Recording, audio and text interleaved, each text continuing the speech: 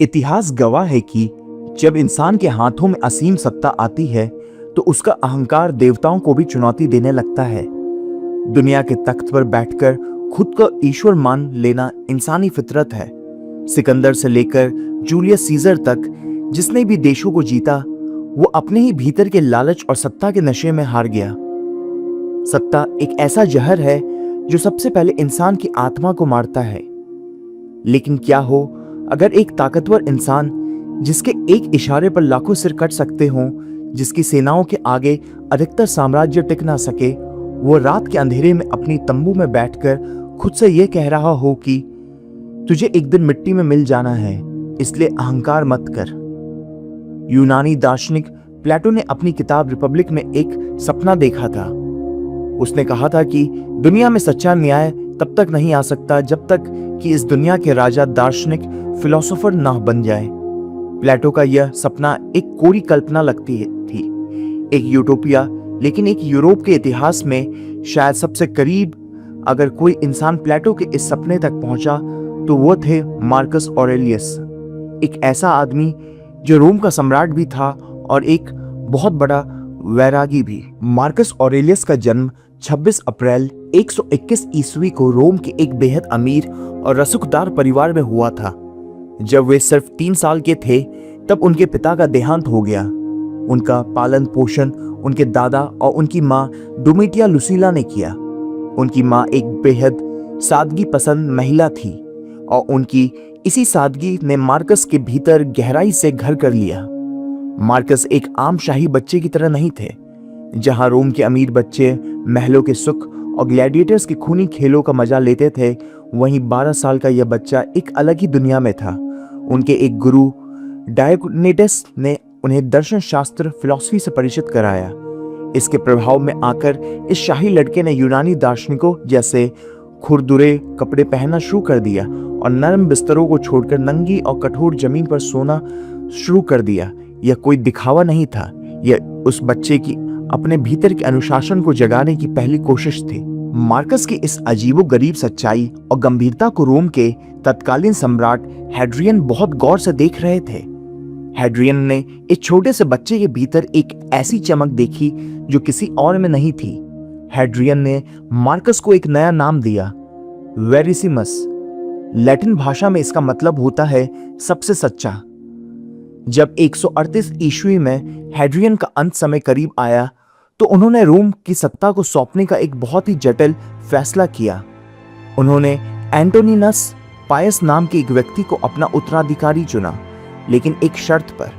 शर्त यह थी कि एंटोनिनस पायस को 17 साल के मार्कस को अपना बेटा और अगला उत्तराधिकारी बनाकर गोद लेना होगा। जरा इस बात के मनोवैज्ञानिक वजन को महसूस कीजिए।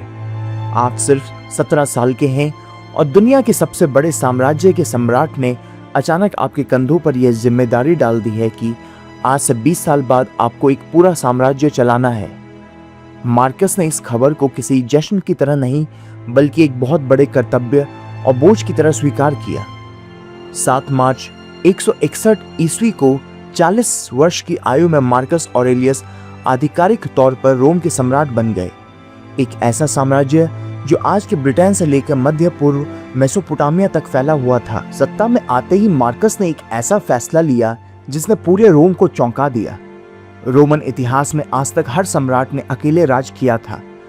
सत्ता एक ऐसी चीज है जिसे कोई बांटना नहीं चाहता, लेकिन मार्कस ने सिंहासन पर बैठते ही अपने भाई लूसियस वेरस को अपने साथ को एम्परर बना लिया। यह कानूनन जरूरी नहीं था। मार्कस ने ऐसा सिर्फ अपनी नैतिकता और न्याय की भावना के कारण किया था। यह उनके दार्शनिक होने का पहला असली प्रमाण था। लेकिन सत्ता का यह मुकुट कांटों का था। उनका पूरा शासनकाल मानव इतिहास के सबसे भयानक और मुश्किल दौर में से एक था। सम्राट बनते ही पूर्व की ओर से पार्थियन एम्पायर ने रोम पर एक बहुत बड़ा हमला कर दिया।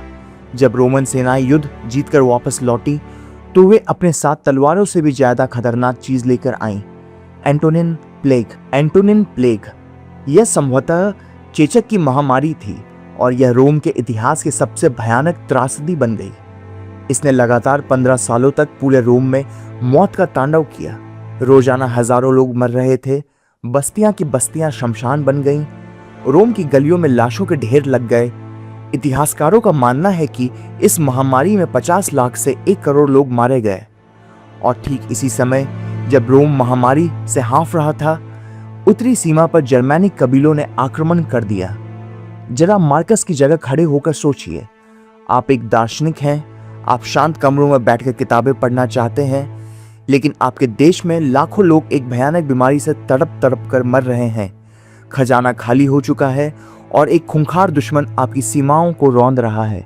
मार्कस ऑरेलियस ने अपनी किताबें बंद की, अपना कवच पहना और अपनी सेनाओं के साथ डेन्यूब नदी के बर्फीले और कीचड़ भरे जंगलों की ओर निकल पड़े। युद्ध का खर्च उठाने के लिए उन्होंने जनता पर नया टैक्स नहीं लगाया, बल्कि अपने ही महल के शाही खजाने, सोने के बर्तन और कीमती गहने नीलाम कर दिए। एक ऐसा इंसान जो शांत कमरों में दर्शन पढ़ना चाहता था, उसे अपनी पूरी जिंदगी कीचड़, खून, महामारियों और युद्ध के मैदानों में गुजारनी पड़ी।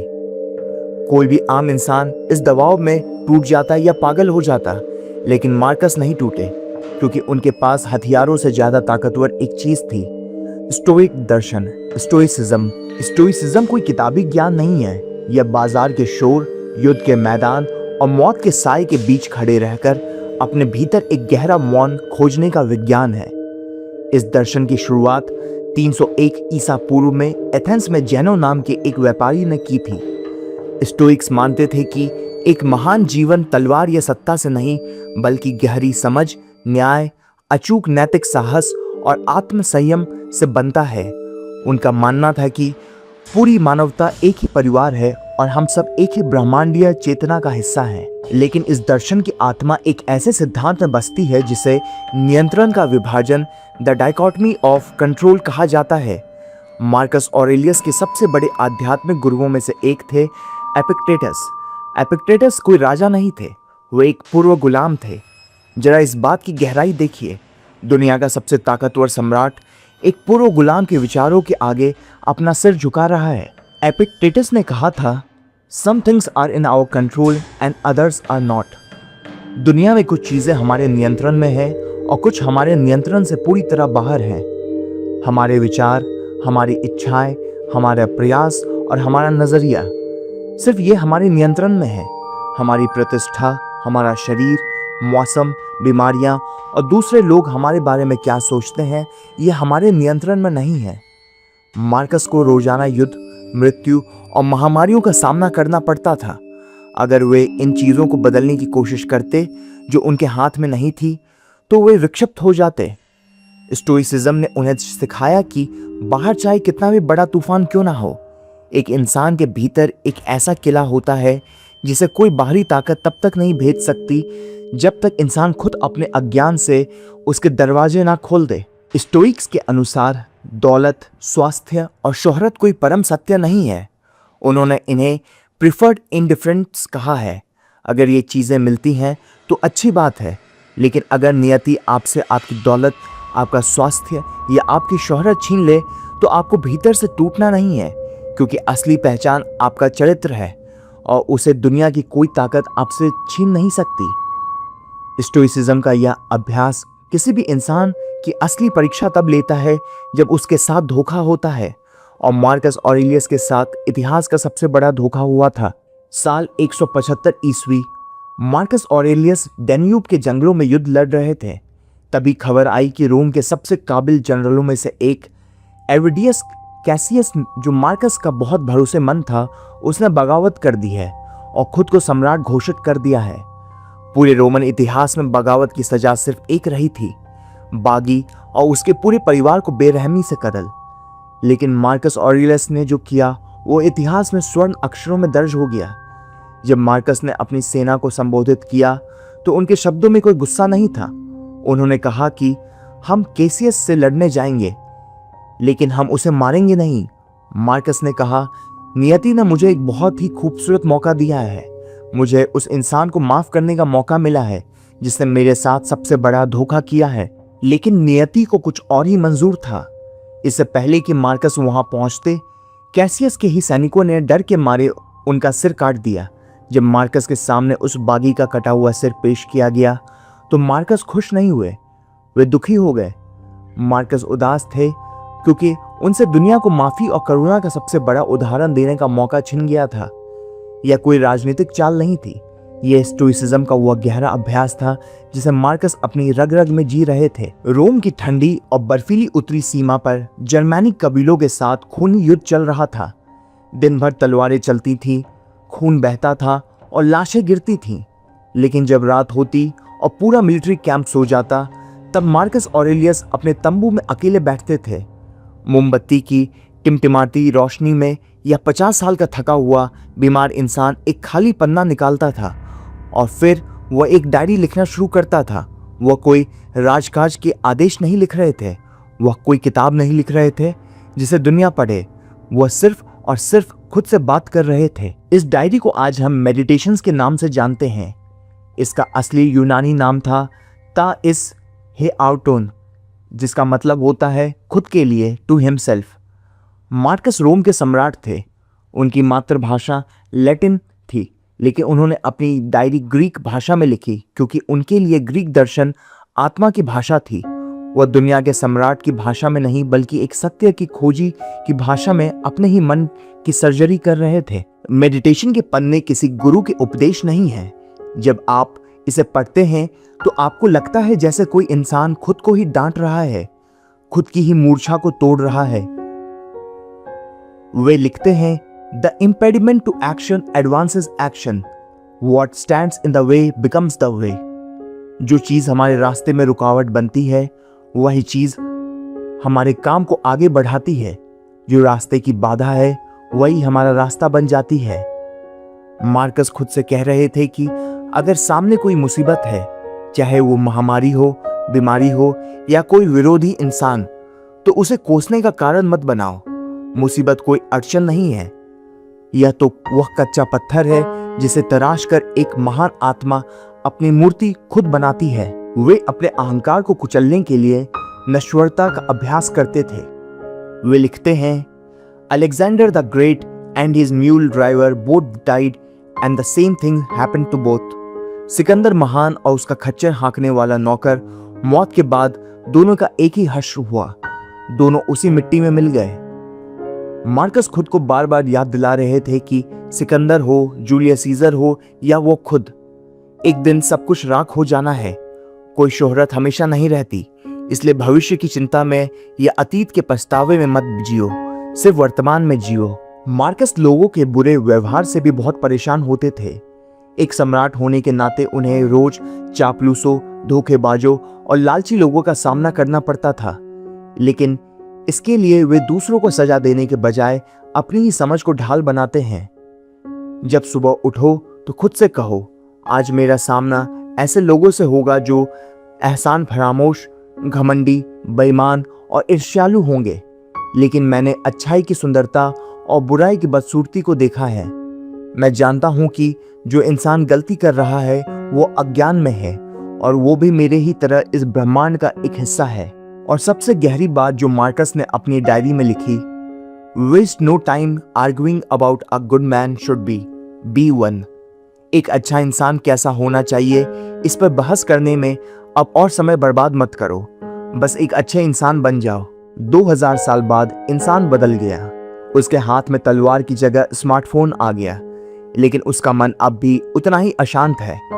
आज जब दुनिया एंग्जाइटी, तनाव और सूचनाओं के अंतहीन शोर तले दब गई है, तब मार्कस ऑरेलियस के शब्द एक शांत छाया की तरह काम करते हैं। यह सिद्धांत आधुनिक मनोविज्ञान की कई समस्याओं को समझने की एक गहरी चाबी देता है। आज के डिप्रेशन और एंग्जाइटी के इलाज के लिए दुनिया भर के मनोवैज्ञानिक जिस सबसे सफल तकनीक का इस्तेमाल करते हैं उसका नाम है सीबीटी। सीबीटी के संस्थापक अल्बर्ट एलिस ने यह बात खुले तौर पर स्वीकार की थी कि उनकी इस पूरी मनोवैज्ञानिक तकनीक की नींव मार्कस ऑरेलियस और स्टोइसिज्म के विचारों से गहराई से जुड़ी है। मार्कस लिखते हैं, you have power over your mind, not outside events. Realise this and you will find strength. तुम्हारी असली ताकत तुम्हारे मन पर है, बाहरी घटनाओं पर नहीं। इस बात को गहराई से जान लो और तुम्हें असीम शक्ति मिल जाएगी। स्टोइसिज्म और आधुनिक मनोविज्ञान का मूल सिद्धांत एक ही है। हमें बाहरी घटनाएं दुखी नहीं करती, बल्कि उन घटनाओं कि हमारी व्याख्या हमें दुखी करती है। मान लीजिए किसी ने आपका अपमान किया। स्टोइसिज्म कहता है कि उस व्यक्ति के शब्द हवा में गूंजती हुई महज ध्वनियां हैं। वे शब्द आपको तब तक चोट नहीं पहुंचा सकते जब तक आप खुद अपने भीतर यह तय नहीं कर लेते कि मेरा अपमान हुआ है। घटना और हमारी प्रतिक्रिया के बीच एक खाली जगह होती है। उसी खाली जगह में हमारी सारी आजादी और हमारी सारी शांति बसती है। स्टोइसिज्म में एक बहुत ही खूबसूरत अवधारणा है, अमोर फटी। इसका मतलब है अपनी नियति से प्रेम करना। मार्कस कहते हैं, accept the things to which fate binds you and love the things that fate brings you. नियति तुम्हें जिस परिस्थिति में बांधती है उसे स्वीकार कर लो, और नियति तुम्हारे जीवन में जो कुछ भी लाती है उससे प्रेम करो। यह केवल हालातों को मजबूरी में बर्दाश्त करना नहीं है, यह जीवन में आने वाले हर दुख, हर धोखे और हर हार को एक रहस्य की तरह गले लगाना है। 17 मार्च 180 ईस्वी को 58 साल की आयु में मार्कस ऑरेलियस ने विडोम्बाना आज का वियना के सैन्य शिविर में अपनी अंतिम सांस ली। इतिहासकार मानते हैं कि उनकी मृत्यु संभवतः उसी एटोनियन प्लेग से हुई थी जिससे वे जीवन भर लड़ते रहे। मार्कस एक इंसान थे और उनसे गलतियां हुई। उनकी सबसे बड़ी विफलता उनका अपना बेटा कमोडस था। मार्कस ने कमोडस को अपना उत्तराधिकारी बनाया, लेकिन कमोडस क्रूर, अहंकारी और स्वार्थी निकला। कमोडस के शासन के साथ ही रोम के महान युग का अंत हो गया और पतन की शुरुआत हो गई। मार्कस साम्राज्यों को जीत सकते थे, लेकिन वे अपने ही बेटे के मन को नहीं बदल सके। यह इस बात का सबसे बड़ा सबूत है कि कोई भी इंसान किसी दूसरे इंसान की चेतना पर नियंत्रण नहीं कर सकता। मौत का डर हर इंसान को सताता है, लेकिन मार्कस ने इसे एक अलग ही नजरिया दिया। उनका यह अंतिम विचार हर उस इंसान के लिए एक चुनौती है जो सांसें तोल रहे हैं लेकिन भीतर से जिंदा नहीं है। It is not the death that a man should fear, but he should fear never beginning to live. इंसान को मौत से नहीं डरना चाहिए, बल्कि उसे इस बात से डरना चाहिए कि उसने कभी सच में जीना शुरू ही नहीं किया। मार्कस ऑरेलियस राख हो गए, रोम की ईंटें मिट्टी में मिल गईं, उनका वह अजेय साम्राज्य समय की धूल में दफन हो गया।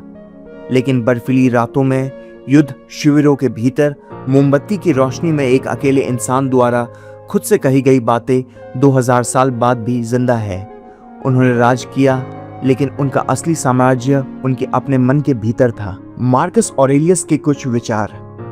आत्मा उसी रंग में रंगती है जैसे उसके विचार होते हैं। अगर कोई काम सही नहीं है तो उसे मत करो। अगर कोई बात सच नहीं है तो उसे मत कहो। अपने भीतर से इस विचार को निकाल दो कि मेरे साथ गलत हुआ है, और वह दुख अपने आप गायब हो जाएगा। क्रोध पैदा करने वाले कारणों से कहीं ज्यादा विनाशकारी उस क्रोध के परिणाम होते हैं। अपने जीवन का हर काम पूरी एकाग्रता से इस तरह करो जैसे कि वो तुम्हारे जीवन का आखिरी काम हो। जीवन की सुंदरता पर ध्यान दो, तारों को देखो और महसूस करो कि तुम भी उनके साथ दौड़ रहे हो। जब भी तुम किसी दूसरे इंसान में कोई दोष निकालने लगो तो तुरंत रुककर खुद से पूछो, मेरी अपनी कौन सी कमी इस कमी से सबसे ज्यादा मिलती जुलती है। दूसरों के मन में क्या चल रहा है यह ना जानने से कोई इंसान दुखी नहीं होता, लेकिन जो इंसान अपने ही मन की हरकतों को नहीं समझता उसका दुखी होना तय है। आपके जीवन की खुशी पूरी तरह से आपके विचारों की गुणवत्ता पर निर्भर करती है। मनुष्य का जीवन वैसे ही बन जाता है जैसा उसके विचार बन जाते हैं।